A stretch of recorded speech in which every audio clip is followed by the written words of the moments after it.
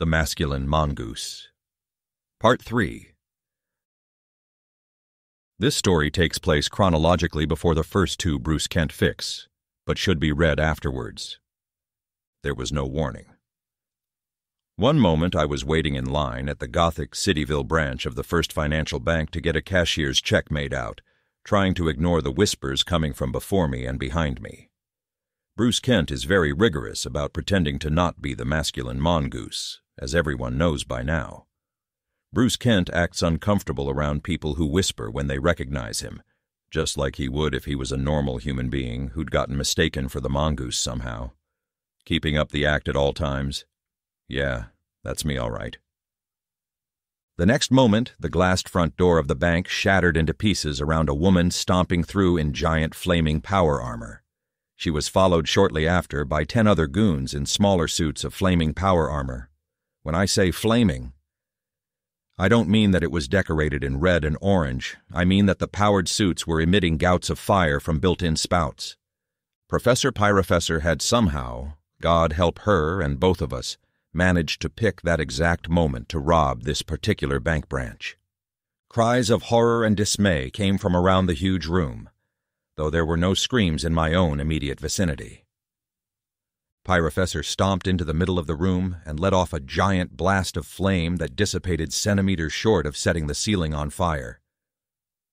Nobody try anything crazy unless you're me, the infamous madgirl roared. The person standing in front of me in line was gathering up the spilled documents she'd dropped in shock and quietly giggling to herself. Because Professor Pyrofessor was robbing a bank with the masculine mongoose inside it, right? Right. Shit, shit, shit, shit. What the hell was I supposed to do now? If I'd been even 20% as smart as people think I am, if I'd been only 5% as smart as the masculine mongoose actually is, I'd have been able to think of something to do. Instead, I just stood there, frozen, mind blank. That's what human beings often do when they're in the middle of a massive crisis where immediate action is required. Pyrofessor's goons spread out from behind her, their powered exoskeletons making it easy for the huge-looking armors to vault over countertops and land with room-shaking thuds. Bank employees were seized, lifted into the air, dragged forth. I stood there, frozen, mind blank. The woman who'd been standing in front of me in line was starting to give me puzzled looks. I knew that I wasn't reacting the way she expected the mongoose to act, but what the hell was I supposed to do? My brain unfroze enough to remember the thing I was supposed to do, and I looked down to my wristwatch. I needed to hit my panic button, the emergency alarm that tells the mongoose to get over to me if he possibly can. The wristwatch was showing a grayscale, sad face with X's for eyes. I could only remember seeing that status once before, back when Barrier Maiden shut down comms across the solar system. It meant the wristwatch was off the network. Pyrofessor must have been jamming all the airwaves, emergency and military frequencies, as well as civilian. A goon in power armor was power-stomping his way over to where we customers were standing. In sheer panic, I pulled my hat's brim down and tilted my head forward, obscuring the top half of my face. I don't think I had any plan beyond that. I just did it on instinct before the armored goon could recognize me. I could tell the woman standing in front of me in line was puzzled, but she gave a conspiratorial nod and winked at me, eager to be in on whatever I was planning. If I didn't think of something to plan, there were going to be questions asked afterwards. But what the hell was I supposed to do? Demand that the villains surrender to me? Professor Pyrofessor carries plasma weapons. She didn't seem like the type to surrender to the masculine mongoose without shooting him first, if only out of curiosity about how plasma and him would interact.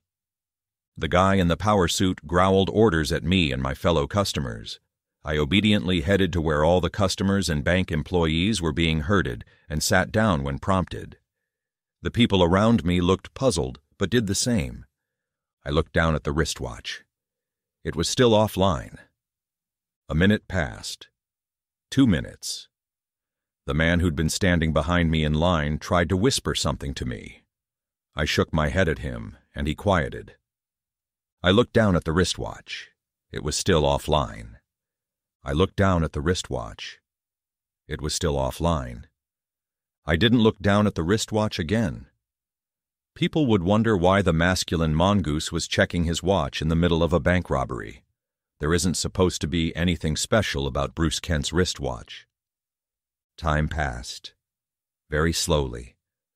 I kept trying to remember where Professor Pyrofessor stood on the villain morality scale. She didn't have a standing capital sentence on her head, so she didn't make a habit of incinerating school buses. She also wasn't the type to go out of her own way if a school bus happened to be on fire, if I was remembering right. She'd openly professed that her allegiance was to science, not humanity, to the disgust of many other mad scientists fighting the stereotype. She'd executed one of her own minions in public, once, for the crime of betraying her to another villain. But she'd never openly murdered any civilians for science, if I was remembering all of this right. Which I might not be. I couldn't remember exactly where Pyrofessor stood on the scale from terrify civilians but don't hurt them, to burn bits off civilians but don't kill them. I couldn't remember. All I could do was hope that Pyrofessor found whatever she was looking for and cleared out without a fight starting. The Mongoose would be able to think of some excuse for why I hadn't done anything. He'd be able to make it sound plausible. He's smart. But if Pyrofessor actually hurt somebody, and the masculine Mongoose just sat around without trying to stop her, his reputation was dead. If I tried to stop her, I was dead. Or there was the third option. Professor Pyrofessor would hurt someone, I would sit by quietly, and that would be the end of Bruce Kent's masquerade. It had had a good run, but nothing like that lasts forever. Mariam Janeway had become increasingly nervous the longer the bank robbery went on. Probably not as nervous as most of the other hostages. She was sitting right next to the masculine Mongoose.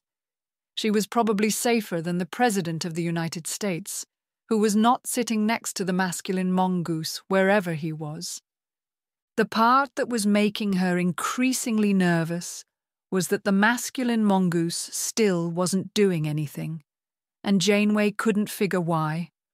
Or rather, her current theories of why centered around ideas like dead woman switches in Pyrofessor's armor that would destroy the whole bank lobby and maybe half of Gothic Cityville. She could see the Mongoose sitting quietly instead of starting a fight in that case. Nobody had actually gotten hurt yet. The thought occurred to Janeway that maybe she wasn't that safe after all. A few meters away were a couple of school-aged children sitting by their dad. If Pyrofessor did try to explode the building, the Mongoose might not pick her up along the way if he went to save the kids first. No, that was silly. The Mongoose was famous for almost always avoiding situations getting that bad. Almost always. Almost. New heavy thuds disrupted the room's uneasy equilibrium. From a set of stairs at the back of the building, an elderly man in a business suit was being carried down by one of Pyrofessor's minions in power armor. Literally carried, the elderly man's two arms gripped between two huge metallic fists. The elderly man looked frightened, a visible wetness around his eyes. It didn't go well with the dignity of his business suit. Seeing it made Janeway feel a little sick. Professor Pyrofessor stomped over to where the man was being held. Janeway couldn't quite overhear what she said to him, or what he said to her. Maybe something about a safe deposit box. Whatever Pyrofessor was saying, it wasn't making the elderly man look any less scared. And whatever the man was saying, Pyrofessor wasn't looking any happier for hearing it. Janeway looked again at the Mongoose. The Mongoose was deliberately glancing at his watch, trying to tell her something about time and waiting. Then Pyrofessor brought up one of the fingers of her power suit, and that finger started to glow, red to orange to yellow like a hot poker. The elderly man in the business suit tried to shrink back from it, but his arms were still being held by the minion.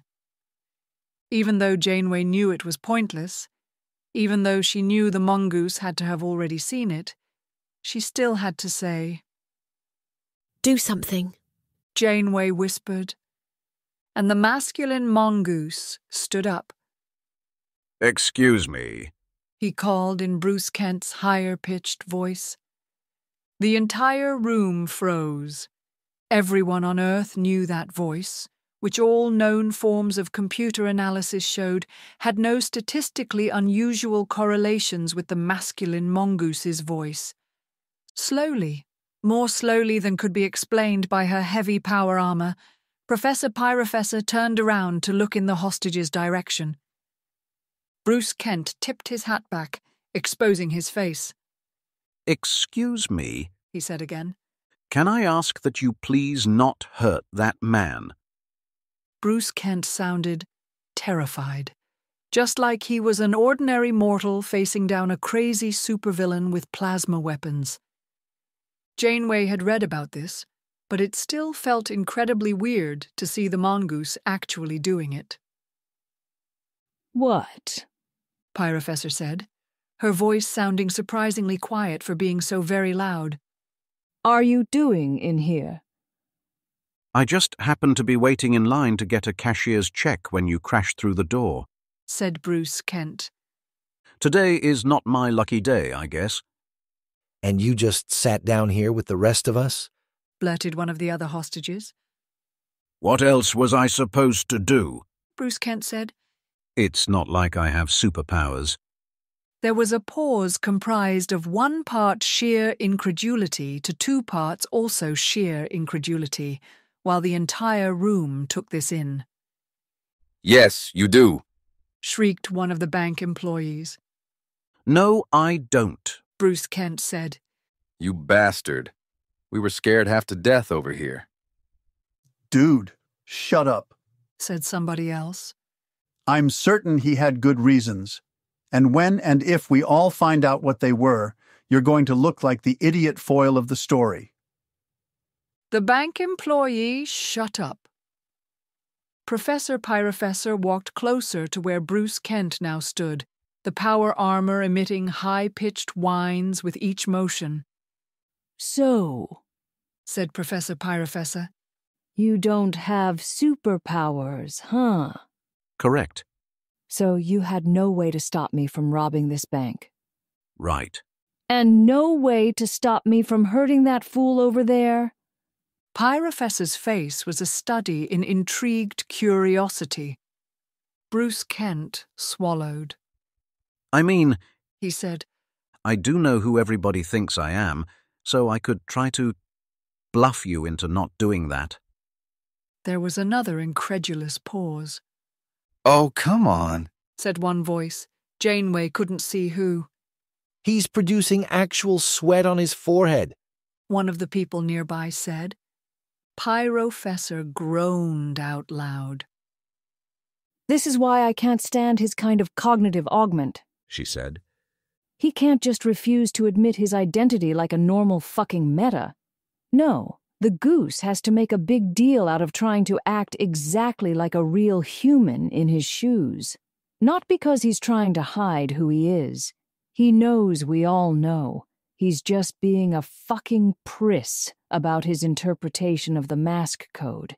He thinks that if you knowingly behave according to a likelihood function that you can probabilistically distinguish from the likelihood function of a normal, you might as well hang a sign on your forehead. So he acts all ostentatiously precise about his interpretation of Bruce Kent, in order to sniff about how the rest of us are getting it wrong. And he does that knowing all you admiring numbskulls are completely oblivious to how he's behaving on the augment-to-augment level. God, I hate Bayesians. They're often right in principle, but do they have to be such fucking snobs about it? "Mistress, you're monologuing again," one of the minions said. "Right," said Pyrofessor. So now there's nothing for it but to rip open all the safety deposit boxes here to find the gems of color coding, wasting my time and yours, and keeping all these other hostages uncomfortable for that much longer, not to mention the extra property damage. She turned away and started stomping towards the same stairs. I hope you consider having saved one hostage a light, easily treated burn to be worth that. Personally, I can't see how the multiplication works out. Thank you very much, Bruce Kent said, and sat down on his shaking legs. Wait. Said the same minion who'd corrected his mistress earlier about monologuing. We're not going to go on robbing the bank, are we, mistress? With the masculine mongoose right there? Of course we are, said Pyrofessor, a smile now crossing her face. Come on. Where's your sense of naughtiness, of exhibitionism? When else are we going to get a chance to rob a bank while the goose has to sit by and watch? Yeah, laugh it up while you can. Somebody called. Soon as you leave, Bruce Kent is going to say he needs to visit the men's room, and 30 seconds later, the masculine mongoose is coincidentally going to fly by and arrest you all. You know that, right? Shut up! Somebody else yelled. Pyrofessor paused in the middle of her heavy stomps, turning back to face the hostage group. Excellent point, the Pyrofessor said. I suppose if we have to fight anyways, it would be best to fight you while I have lots of guns pointed at lots of hostages. I couldn't win if you went all out, but I'd be fascinated to see you stop me while acting exactly like Bruce Kent. Unless you care to promise me I won't get intercepted after I leave, Mongoose. More long barrels were extending from her armor, pointed at the hostages. It's... Bruce Kent said. Janeway was close enough to him that she could hear him swallowing. I don't have any plans like that. The barrels extending from Pyrofessors were starting to glow an ominous fluorescent green, like a reflective neon strip on a crossguard uniform. I'm afraid I must insist on a promise, Mr. Mongoose. Bruce Kent's voice was trembling. I can't promise that because I'm not the goose. But if the goose happened to stop by this way after you left and he checked in with me first, I'd tell him about what you said and ask him to not arrest you after you left. If you didn't hurt anyone... Pyrofessor tilted her head. Well, my suit's voice analytics tell me that you're scared, but telling the truth. Which is fucking unnerving, by the way. I can't imagine why the public trusts anyone as good as you are at lying. But since you've modulated your voice to signal honesty, I'll take that as a promise on the augment-to-augment level. And the rest of you idiots think about how you might be endangering the Mongoose's secret identity before you try anything that might require him to save you. Because I wouldn't bet my life on the Mongoose's calculations working out that way.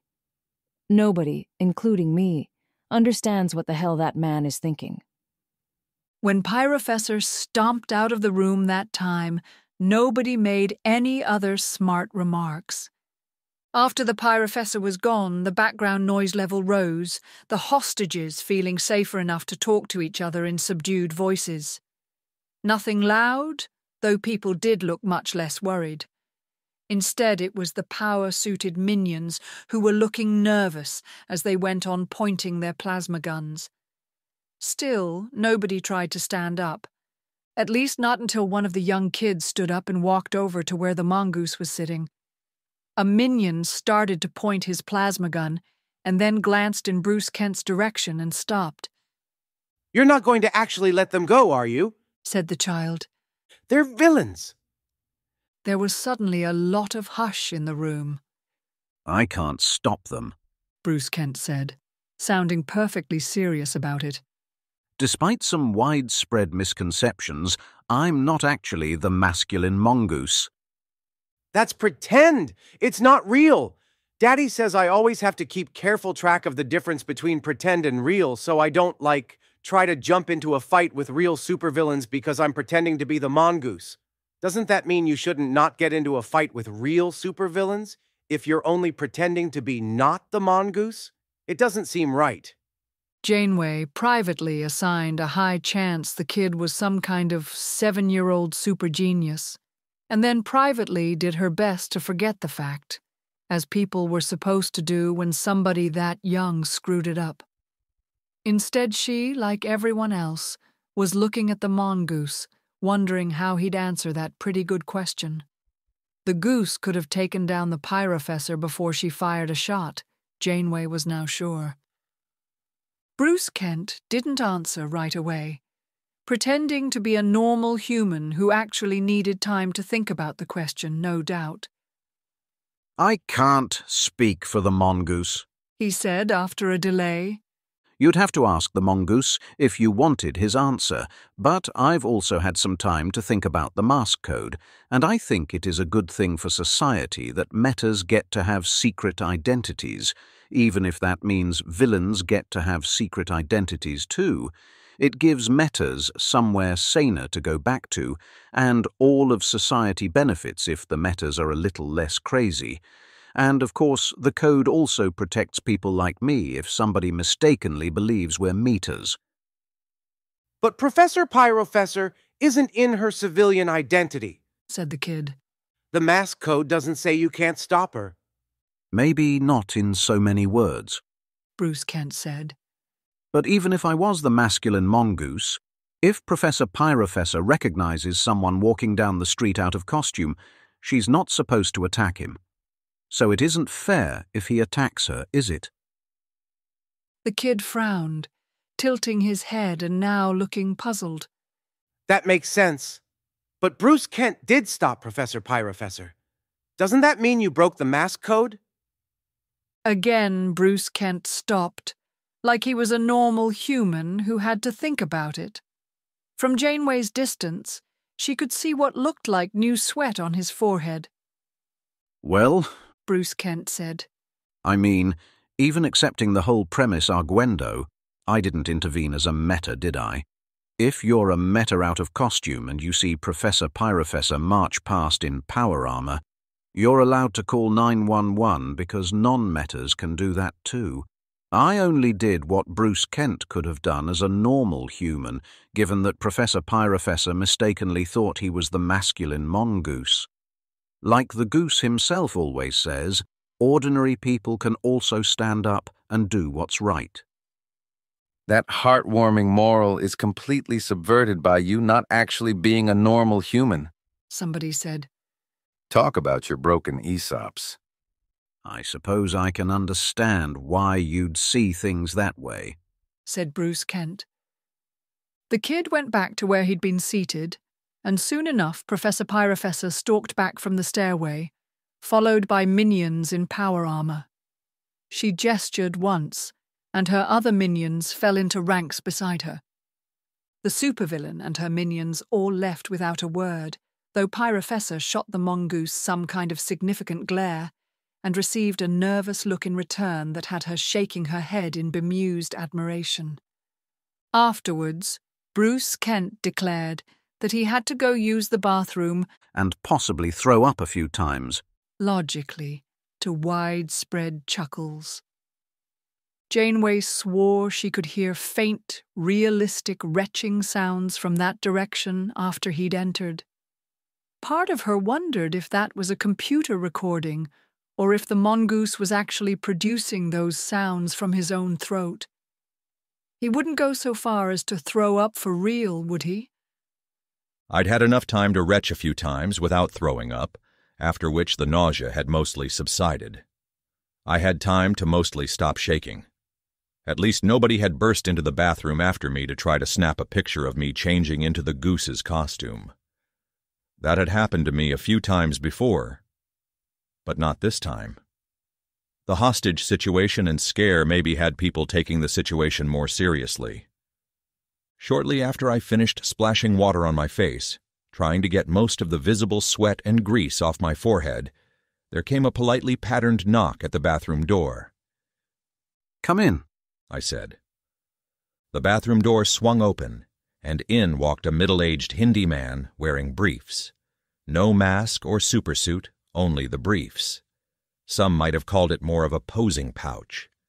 The aficionados who follow the Mongoose's life in disturbing levels of detail, enough to remember side characters who appear very rarely, would have recognized the Hindi man as Vaibhav Hegade. That's not a Hindi mask, alias. It's his birth name. He refuses to answer to Fastman. Vaibhav Hegade is sometimes cited as a case study of why even the most useless-seeming superpower may be marketable to someone. At his top official speed, Vaibhav Hegade can run fast enough to cross continents in under a minute. Wikipedia lists him as the 35th fastest meta on Earth when traversing all intervening space. Known limitations of Hegade's power include: Hegade doesn't have momentum proportional to how fast he's moving.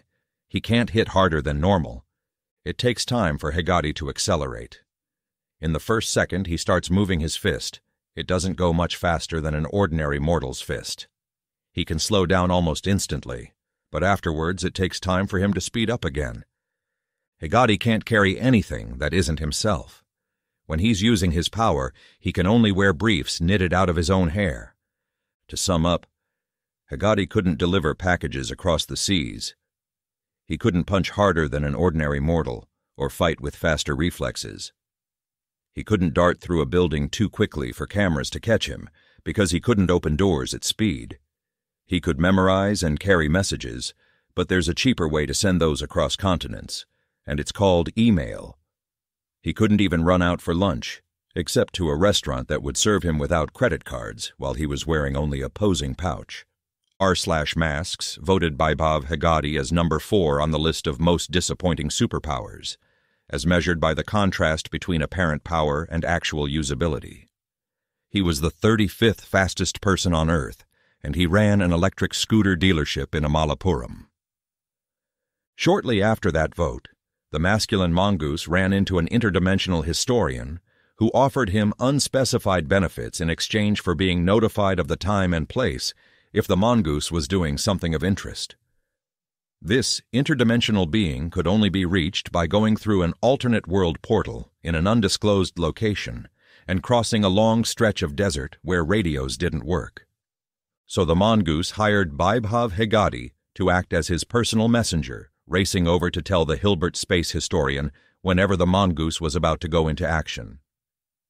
It went to show, said the Mongoose, that few superpowers were truly useless. Hegade's contract is known to specify that he never be given information that might interest villains.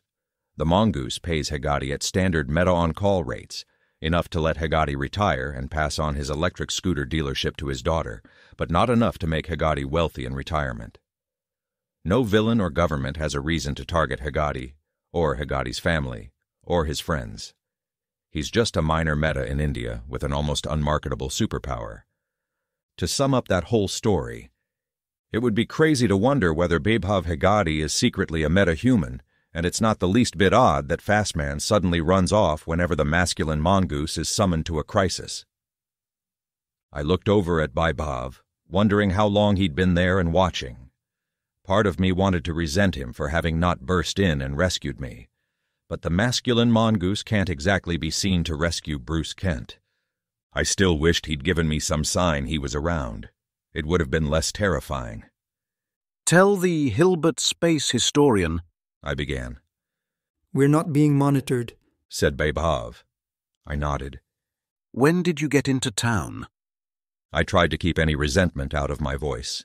I did not want to be told that I'd handled myself just fine. Not too long ago, said Vaibhav. I couldn't get here immediately. I did ask the Maximal Magician, Unya Unusual, to monitor the situation after your watch went off-grid. She reported to me what happened. Of course he'd been notified as soon as my watch dropped off the Special Communications Network. It was ridiculously obvious in retrospect. It probably hadn't occurred to the Mongoose that I wouldn't have realized that myself. His power package has fewer flaws than most, but one flaw he shares with other cognitive enhancials is that he has trouble predicting what non-enhancials will and won't figure out. Mental obstacles that stop us cold may not rise to the level where he consciously notices them. I turned to the sink and splashed more water over my face. I didn't want to tell him what I hadn't figured out. I didn't want to lower his opinion of my intelligence any further. Except that now the Mongoose knew it anyways.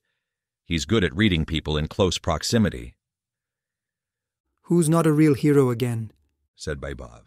Oh, shut up. Look me in the eyes and say you're not a real hero. I want to see if you can still keep a straight face.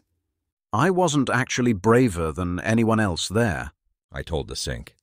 If I hadn't known the villains would think I was you, I'd have stayed quiet and terrified just like all the other ordinary. You're not looking me in the eyes, Bruce. A hero like you should lose arguments with more grace.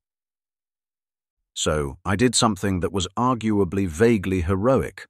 Once. One time in my life. Plenty of people have. I'm probably behind on averages. Bruce. I threw up my hands. Fine. Have it your way. I'm every bit as awesome as people think I am. If people knew the truth about me, they'd give me my own comic book series that would sell right alongside yours. Is that what you wanted to hear me say? Are you happy now? Are you satisfied? In a way, we could say that this makes you not just a hero, but a superhero, said Baibov, sounding happy but not satisfied. Your superpower is that people believe you're the masculine mongoose. I gave him the best glare I could muster. Seems like one of the suckier powers, I said. Baibov held up a dramatic finger. That superpower may not feel useful most of the time. It may seem an inconvenience to you, a burden for how it makes others look at you, but today it was the right power for the situation. Few superpowers are truly useless after all. Today's work might not earn you a seat at the watching tower of great justice, but you'd at least rate a guided tour of the place. He paused again. Though maybe not from the mongoose himself. Oh, shut up. But seriously, I don't think you should assess heroism by comic book deals, said Baibov. Society has some odd ideas about who deserves one of those. I've met a number of police officers, firefighters, and EMTs whom I'd put ahead of the puissant pugilist, and sensible janitors who happened to be working the night shift, and delivery drivers who stayed calm, and the occasional courageous 8-year-old. He poked me in the shoulder, gently. Bruce, let's leave out some of the higher-profile threats I've faced, like Iniken the Sealed Evil. I won't play at false modesty. What I did then was legitimately more heroic than what you did today.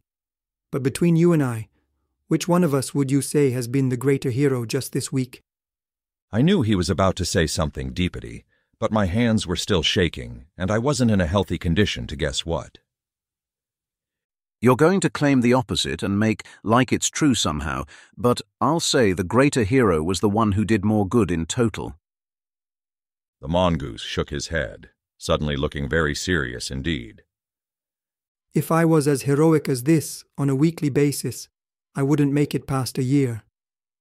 My hands froze in mid-shake. Oh, I said. Not that you did the wrong thing, so long as you don't make a habit of it, Baibov said. But as I've said to a number of other people who didn't get comic book deals afterwards, the greater hero is usually the one who's less immune to bullets.